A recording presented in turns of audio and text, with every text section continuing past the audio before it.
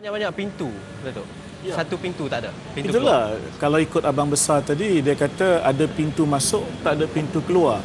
Lopez pernah masuk jadi anggota Kongsi Kelab tetapi keluar, taubat dan sekarang aktif dalam Persatuan Belia. Macam mana boleh jumpa pintu keluar? Sebenarnya saya rasa pintu keluar itu memang ada, memang wujud. Cuma perasaan takut yang mengaikamnya, menghilangkan daripada penglihatan kita. Sebenarnya Kongsi Kelab ini ada yang memang kawan baik, tapi bila takut bila dia orang keluar, dia tahu information semua, apa yang dia orang buat, dia akan mungkin jadi saksi polis. So dia orang takutkan diri mereka, keluarga mereka. Sebenarnya jalan keluar itu memang ada. Bagi saya pilih keluar kerana saya rasa saya tidak mau hidup saya seumur hidup semacam ini. Dan kedua, kerana saya rasa saya mau menjadi seorang teladan kepada yang lain untuk keluar. Jadi pun kerana itu juga salah satu reason mengapa saya melibatkan diri dalam Persatuan Belia, menolong belia-belia terutama belia India. Datuk ahli politik, Datuk ada kaitan dengan Alhamdulillah, insya-Allah tak ada. Tak ada. Tapi kita mungkin nak tanya Tan Sri lah, betul ke ada orang politik yang pernah satu ketika dulu? Perkara ni bukan perkara baru. Saya berani cakap itu pun kerana saya melalui perkara ini. Kalau saudara ingat, 2 atau 3 tahun sebelum saya bertara dulu, ada satu kejadian di mana satu jamuan perkahwinan di Sungai Petani telah diceroboh oleh satu geng Kongsi Kelab dan 2 ke 3 orang kena tembak. Dan kita menjalankan penyiasatan dan saya sendiri dengan tidak lain tak bukan dengan ketua pengarah Jabatan Narkotik Polis sekarang ni, dia masih kadet orang muda lagi. Saya dengan dia bersama dengan seorang pegawai lagi menyiasat kes ni. Akhirnya kita dapat tangkap ketua geng ini yang dia memang orang Malaysia tetapi dia berkahwin dengan seorang perempuan di Bangkok yang katanya ada kaitan dengan dadah. Dia kita bawa balik dari sini. Dia oleh sebab masalah-masalah keterangan dan sebagainya dia ditahan di penjara Muar di mana dia buat mogok. Dia menghasut orang-orang dalam tu supaya mogok jangan makan dan sebagainya. Saya diminta pergi selesai, saya senang saya selesai. Saya kata di luar sana, semua orang semayam awak semua mati.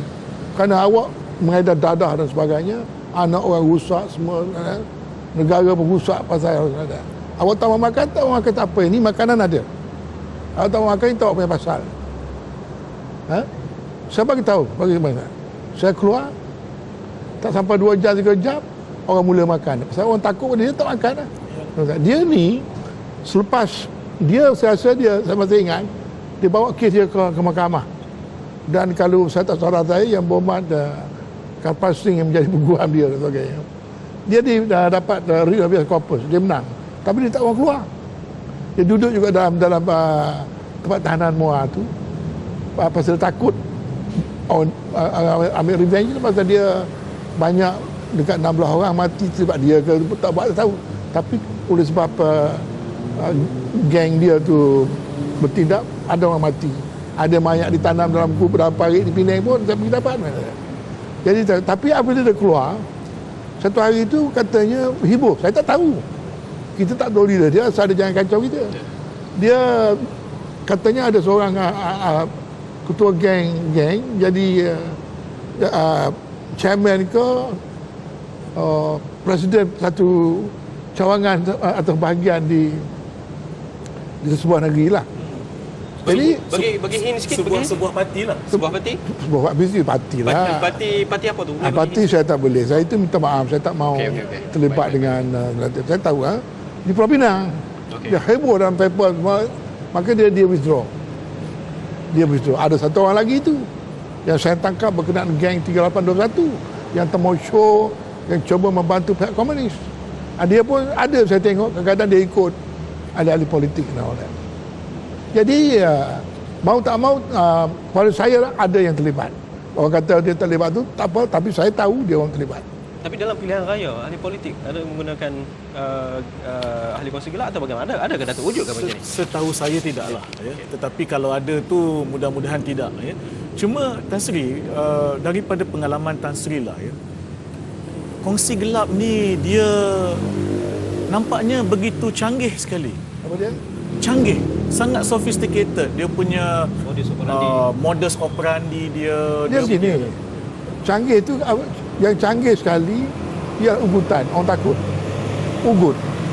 Jadi apabila kita kena ugut, takutlah kita. Saya nak hidup, nak mencari makan, nak menentukan anak saya ni besar, baik. Tapi apabila orang ugut, misalnya ada sentul, ingat botak Chin. Botak Chin ni kawasan dia ni. Segambut. Polis masuk, saya dia tahu dah.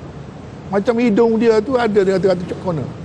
Pasal apa botak Chin, kalau dengan budak-budak India ni, masa dulu dekat dengan di Bali, lepas dia sambung term kelab tu, ai badai kata dia.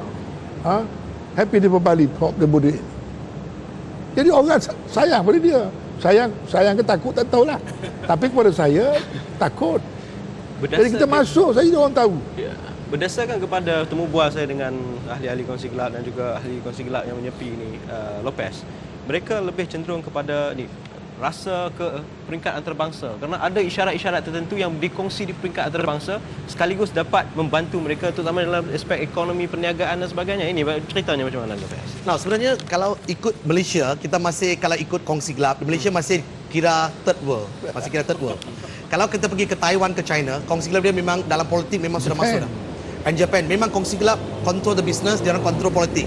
Tapi kalau ikut Malaysia, dia orang they have a certain sign ataupun tattoo ataupun nombor ataupun dia orang gunakan sejenis perkataan. Kerana itu menjadi satu isyarat yang kita ni abang. Cara dia pegang tangan, berjabat, salam. Cara dia letak pen di atas. Di poket. Ini semua direka kerana mereka mau mengenali diri sama sendiri. Dan ada kalanya kerana cawang mereka terlalu besar. Tak kenal. There are few layers. So dia tak kenal. So dia menggunakan cara ini untuk berkomunikasi. Dan ada kala juga bila sampai waktu di mana mereka nak pau ataupun sentuh satu tempat, dia sudah tahu dah ini tempat orang lain. Pasal apa? Budak kita juga. So if you ask me, Malaysia punya gangsterism masih di tahap third world country. If you go to Taiwan, Hong Kong, China, Japan, it is totally different. And there the gangsters are more, if Dato you say sophisticated, I think they are more sophisticated. Correct. Dan persoalan yang berbangkit adalah selepas ini, Tan Sri, adalah mengenai pemulihan, kaedahnya, pencegahan dan adakah ia melibatkan pengampunan atau bagaimana. Dan itu juga kami lontarkan kepada salah seorang daripada pegawai Kementerian Dalam Negeri yang terlibat groundwork itu di lapangan untuk mentarbiah terutamanya ahli-ahli kongsi gelap yang ditahan ini. Kita dengarkan apa kata beliau. Gaya kehidupan ahli-ahli kongsi gelap ini, bila kita tangkap mereka, kita beri ruang pada mereka untuk sedar tentang kesilapan yang dilakukan, beri pengisian spiritual kepada mereka dari sudut agama dan kepercayaan serta kerohanian, dan berikan mereka pendedahan tentang bakat, kemahiran, kebolehan supaya mereka diberi ruang, peluang dan kekuatan untuk merencanakan hidup yang lebih baik dan tak kembali terjebak kepada kegiatan sarlangku jenayah atau kongsi gelap.